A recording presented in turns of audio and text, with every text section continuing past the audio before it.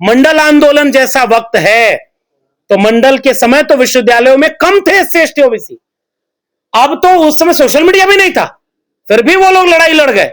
हम तो हजारों में हैं, हमारे हजारों प्रोफेसर हैं, हजारों छात्र संगठन और उसके प्रतिनिधि हैं, और आपके पास सोशल मीडिया है। आप इस ताकत से सड़क पर उतरिए, और ताकत आपकी संख्या बल में है, हिंसा में नहीं। वो प्रधानमंत्री को गाली देंगे तो मुकदमा नहीं होगा, आप किसी को गाली नहीं देंगे तब भी सड़क पर जाएंगे। अभी मैं देख रहा था कि 100 लोगों पर मुकदमा उन्होंने देश भर में यूजीसी आंदोलन के लिए करने का कोशिश किया। तो हिंसा आपका सहारा नहीं होगा, हमारी संख्या बल से, हम सहारे से, हम शांतिपूर्ण तरीके से जन आंदोलन इसे बनाएं, और अगले 1 महीने में देश का सबसे बड़ा आंदोलन इस देश के कैंपसेस में खड़ा हो जाए, इस देश के सड़क पर खड़ा हो जाए, जो समता की बात करे, जो न्याय की बात करे, किसी भी जाति और धर्म के खिलाफ न हो, वो इस देश के कैंपस को बेहतर बनाए ताकि देश में बेहतर बने। इसलिए हम पूरा समर्थन इस फोरम को करते हैं और इस आंदोलन को करते हैं। हम गुजारिश करेंगे कि जितने ज्यादा से ज्यादा साथी इस फोरम से जुड़ें, आप पब्लिक डोमेन में आपको पर्चा डाल दिया जाएगा, पोस्टर डाल दिया जाएगा, आप हर जगह अपना संगठन का नाम लिखिए और जगह का नाम लिखिए और अपने इलाके में करिए, लोगों को कन्विंस करिए, सड़क चौराहे पर जाकर बताइए कि वो कहां कॉलम लिखा था कि किसी के खिलाफ है। और जब चर्चा होगी, पर्चा होगा, और जब चर्चा पर्चा दोनों हो जाए तो आंदोलन सड़क पर अपने आप गुलजार हो जाता है। जो रेगुलेशन 2026 आया और फिर सुप्रीम कोर्ट से उसे रोक लगवा दिया गया, उसके समर्थन में और उसे और बेहतर करने के मकसद से बुलाई गई है।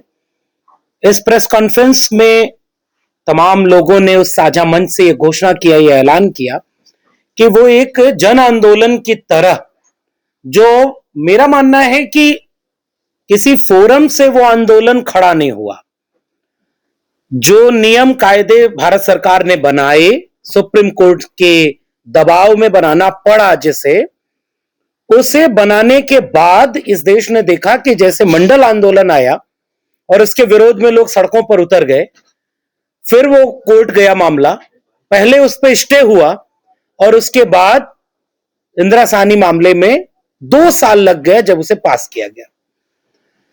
शायद हमने अपनी आंखों से मंडल आंदोलन के उस दौर को नहीं देखा, लेकिन हमने यूजीसी के इस रेगुलेशन के बहाने इस दौर को देखा जिसमें साफ तौर पर प्रवृत्ति विरोध की उसी तरह की थी, लोग भी उसी सोच के थे, और कोर्ट का सहारा लेकर के इसे रुकवा दिया गया। इस देश में जब रोस्टर आता है, 13 पॉइंट बनेगा, डिपार्टमेंट एज ए यूनिट बनेगा, तो भी सुप्रीम कोर्ट और कोर्ट के जरिए उसके बहाने आता है। इस देश में जब SC ST atrocity prevention act पर संशोधन का सवाल आता है तो वो भी कोर्ट के बहाने आता है। इस देश में जब यूजीसी रेगुलेशन पर रोक लगानी है तो कोर्ट ने रोक लगा दी, लेकिन ईडब्ल्यूएस आरक्षण पर कोर्ट ने रोक नहीं लगाई। सुनवाई भी कई महीनों बाद हुई थी, और इस मामले में हमने देखा सुनवाई कुछ ही हफ्ते के भीतर हो गई और पहली ही सुनवाई पर इसे रोक लगा लिया। एसआईआर पर आज तक सुनवाई हो रही है, रोक नहीं लगी, सुनवाई चल रही है। सड़क पर कुछ लोग उतरते हैं, विरोध करते हैं, दबाव बनाते हैं, और जिस तर्क से वो दबाव बनाते हैं वो तर्क जीत जाता है कोर्ट में जाकर के। टेलीविजन चैनल लगातार उसे दिखाता है गोया पूरा भारत सड़क पर उतर गया था। हमारे पूर्व के साथी ने बिल्कुल ठीक कहा कि 5 लोग थे तो 500 बना के दिखाया, और अब 500 लोग खड़े हैं तो 5 भी नजर नहीं आ रहे उसी टेलीविजन मीडिया को। यह रिश्ता क्या कहलाता है, इस पर देश में अब एक मंथन चल रहा है। मंथन इस बात का चल रहा है कि अगर एससी एसटी ओबीसी के हक अधिकार के लिए, उनके खिलाफ होने वाले जातिगत उत्पीड़न को रोकने के लिए, विश्वविद्यालयों को जातिगत उत्पीड़न से मुक्त कराने के लिए अगर कोई भी प्रावधान बनेगा तो उसे मीडिया नहीं दिखाएगी और कोर्ट उसे रोक देगा। और सरकार की साजिश यह होगी कि वो प्रावधान इतना लचीला बनाए जो रुक जाए। तो एक बड़ी साजिश इस देश में चल रही है जिसके खिलाफ अपने आप किसी संगठन ने अपील नहीं की, एक संगठन ने, किसी दल ने अपील नहीं की। इस देश के एससी एसटी ओबीसी और खासकर सोशलिज्म में, सेकुलरिज्म में और भारत के संविधान में यकीन रखने वाले सड़क पर उतर गए और वो आंदोलन अपने आप चलने लगा। किसी विश्वविद्यालय में किसी दिन प्रोटेस्ट होती है, किसी दूसरे विश्वविद्यालय में कोई ज्ञापन देने चला गया, कहीं आम लोग सड़कों पर उतर गए और लगातार एक जन आंदोलन में पूरा देश धीरे धीरे चला गया। मीडिया नहीं दिखा रहा है इसलिए ऐसा लग रहा है कि ऐसा कोई आंदोलन हो नहीं रहा है, लेकिन जो लोग भी इस तरह की चीजों से जुड़े हैं वो जानते हैं कि ये हो रहा है। तो ये जो आपने कमेटी बनाई, एक फोरम बनाया, आंदोलनों को किसी एक संगठन से न तो चलाया जा सकता है न उसे नियंत्रित किया जा सकता है, लेकिन कई बार एक मंच ऐसा साझा बनाने की जरूरत पड़ती है और कई बार एक नहीं कई मंच भी बन सकते हैं जो उनके बीच एक तालमेल बनाए। आप उस तालमेल के लिए कई अलग अलग संगठनों के लोग हैं, उनको एक मंच पर ले आने के लिए ऐसी कोशिश करते हैं। हमने पहले भी ऐसी कोशिश की, इस कोशिश में भी ये मंशा है और मैं इस तरह के हर मंशा के साथ खड़ा हूं कि एक साझापन दिखना चाहिए, मांग में साझापन रहे, नारे में साझापन रहे और जो एक्शन प्रोग्राम डिसाइड किया जाए। तो साझा मंच केवल यह कर सकता है कि महीने में 4 उसने दिन तय कर दिए कि इस 4 दिन पर पूरे देश में आंदोलन हो, उसका असर गहरा होगा, व्यापक होगा, प्रभावकारी होगा। अगर इस तरह की मंशा रखी जाएगी तो मुझे लग रहा है कि बड़े फलक पर आंदोलन व्यापक हो जाएगा। गांव में जो लोग लड़ने के लिए सड़क पर आ चुके हैं उनको कोई तथ्य नया मिल जाए, उन्हें नया तर्क मिल जाए, उन्हें पर्चा मांग का मिल जाए कि अच्छा ये हमारी मांग है, कहने को वो लड़ रहे हैं लेकिन कोई उनसे पूछे तो वो ये पर्चा आगे कर दे और एक दिन में एक साथ सड़क पर उतर जाए। ये मुझे लगता है कि इस फोरम का अगर मकसद है, जो कि हमारे साथियों ने रखा भी है और आगे भी इन्होंने घोषणा की कि 13 तारीख को नेशनल कॉल कर रहे हैं वो इस आंदोलन के लिए, फिर उसके बाद दिल्ली में भी कोई कार्यक्रम करने की योजना है उसके हफ्ते भर के भीतर, फिर उसके बाद कार्यक्रम करिए और 19 मार्च तक, जब तक अगली सुनवाई की तारीख है, जब भारत सरकार को जवाब देना है, क्योंकि ये वही भारत सरकार है जिसने जब रोक लगा रहा था कोर्ट तो कुछ नहीं बोला। आज तक आप ऐसा नहीं पाएंगे कि भारत सरकार कोई गजट नोटिफिकेशन जारी करे और कोर्ट उसको आपत्ति करके कह रहा है कि हम रोकेंगे और सरकार का नुमाइंदा वहां कुछ बोले ही ना। इसका मतलब है कि सरकार की मंशा नहीं थी कि यह समता समिति न्याय समिति साबित हो। सॉलिसिटर जनरल और अटॉर्नी जनरल 2 बड़े पद हैं, लाखों रुपए सैलरी है और सरकार ने जो प्रावधान बनाया उसको ही नहीं रोका। इसका मतलब यह कि सरकार इस साजिश में शामिल है कि हम किसी को समता देंगे नहीं। लेकिन एक बड़ी लड़ाई जो कि आप सब पूरा देश जान चुका है, 2007 में सुखदेव थोराट कमेटी बनी थी जिसने देश को बताया कि आपके विश्वविद्यालय भी जातिवादी हो चुके हैं, आंकड़ों के साथ बताया। उसके बाद 12 में रेगुलेशन बना, फिर उसके बाद पायल तड़वी और रोहित वेमुला का ऐसा इंसिडेंट आया और कई इंसिडेंट आते गए। 118% मैं तो कह रहा हूं कि वो दर्ज आंकड़े हैं 118% के, 178 से 378, 373, इससे कई गुना ज्यादा एट्रोसिटीज होती हैं जो दर्ज नहीं होती। इसके दबाव में आपको ले आना पड़ा और सरकार ने इतनी बड़ी साजिश की कि इसे इतना वेग रखा, इसके प्रावधान इतने खराब और घटिया रखे। आप 10 लोगों की कमेटी बना रहे हैं जिसमें से 7 आप ही हो सकते हैं नॉन एससी एसटी ओबीसी। आपने कहीं क्लियर ही नहीं किया। और एक तो आपको जातिगत उत्पीड़न को रोकने के लिए कमेटी बनाने को कहा गया था और आपने उसमें जन्म स्थान और उसके बाद नस्ल, दिव्यांगता सब शामिल कर दिया। हमारी ये मांग होनी चाहिए कि जातिगत उत्पीड़न रोकने के लिए एक अलग कमेटी होनी चाहिए। बाकी अगर आपको कमेटी बनानी है, हम तो विश्वविद्यालय में रहे और जो विश्वविद्यालय में रहे जानते हैं दर्जनों कमेटी काम करती है एक साथ, 2-4 और बना लो आप। लेकिन इस तरह से गड्ढमड करना यह सरकार की साजिश थी और साजिश में सरकार कामयाब हो रही है क्योंकि सिस्टम में उनके लोग बैठे हैं।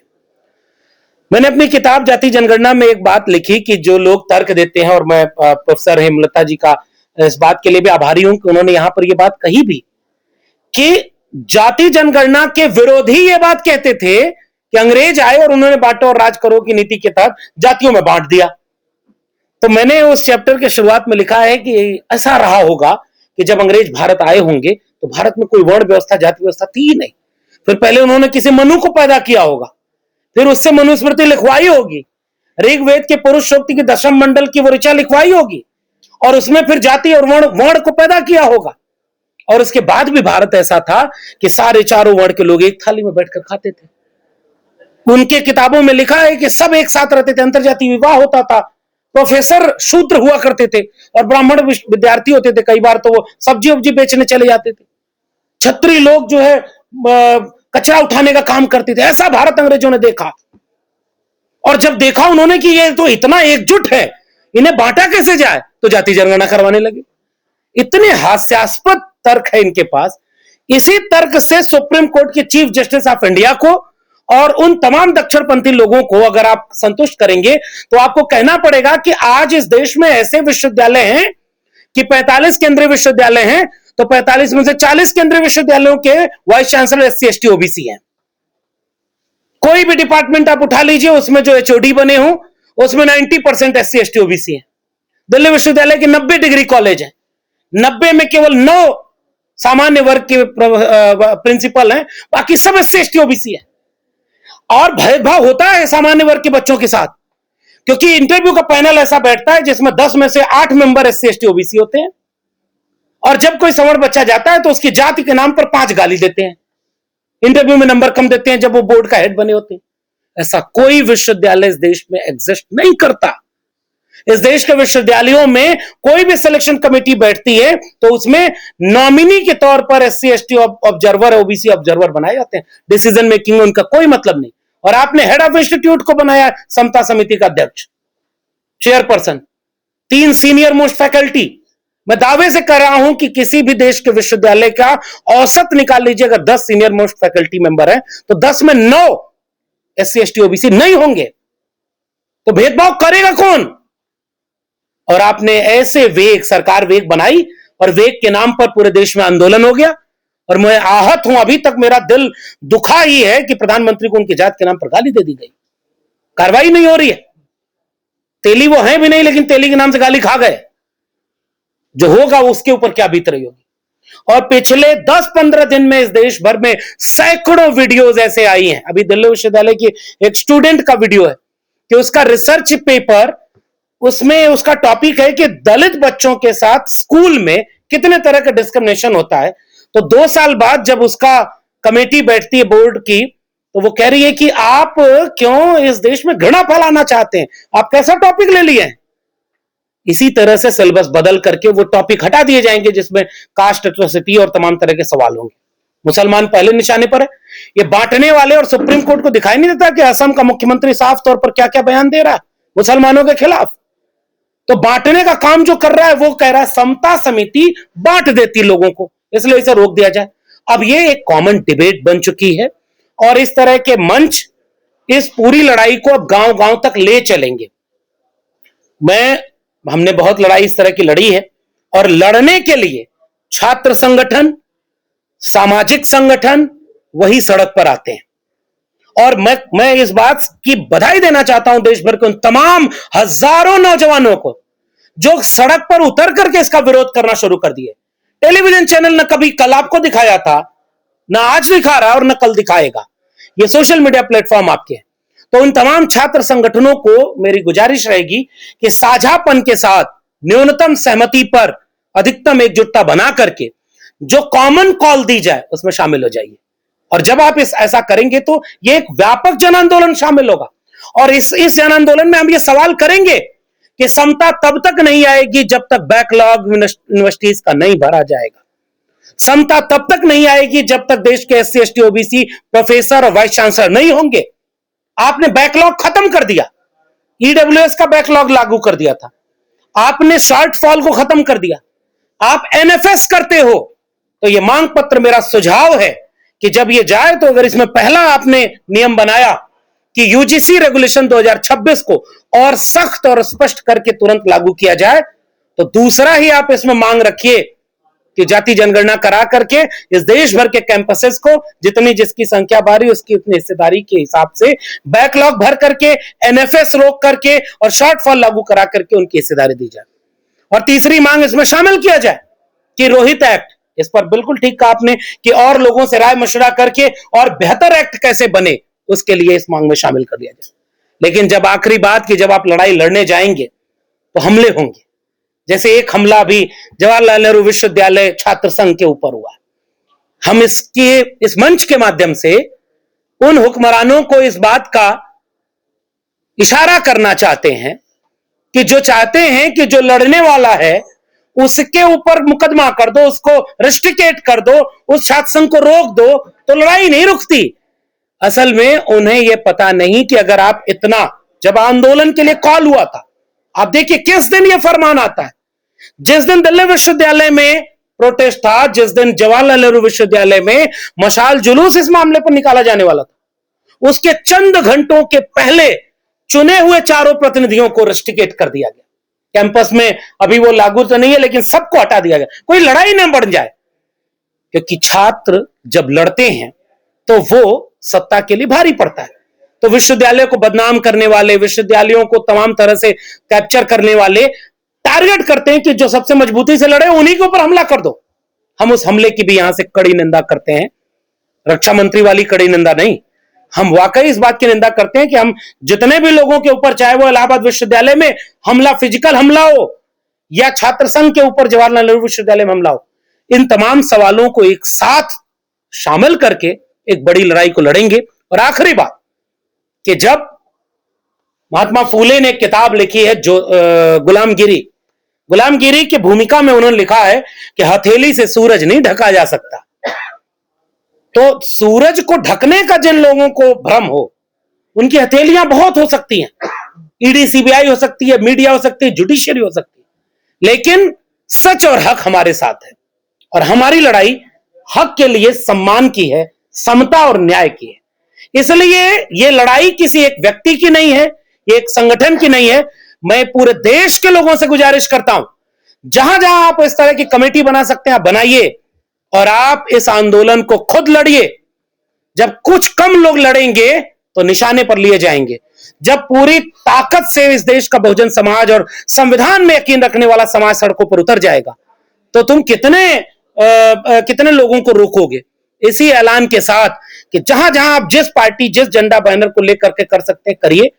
इस फोरम ने जो ऐलान किया साझा तारीखों का, चाहे वो 13 तारीख का हो, चाहे वो 17 तारीख को कोई कार्यक्रम हो, फिर अगले उसके बाद फरवरी के लास्ट में हो, 19 फरवरी तक, मेरी 19 मार्च तक, इतना मेरा निवेदन है पूरे देश के लोगों से कि 19 मार्च तक आपका आंदोलन इतना मजबूत हो जाए कि भारत सरकार जब सुप्रीम कोर्ट में खड़े होकर के अपनी सफाई दे रही हो तो वो फिर कोई धूर्तता या चालाकी न करे कि जिस पॉइंट 3.1 में है कि जहां SC ST OBC लिखा है उसमें जनरल कैटेगरी को भी शामिल कर दे।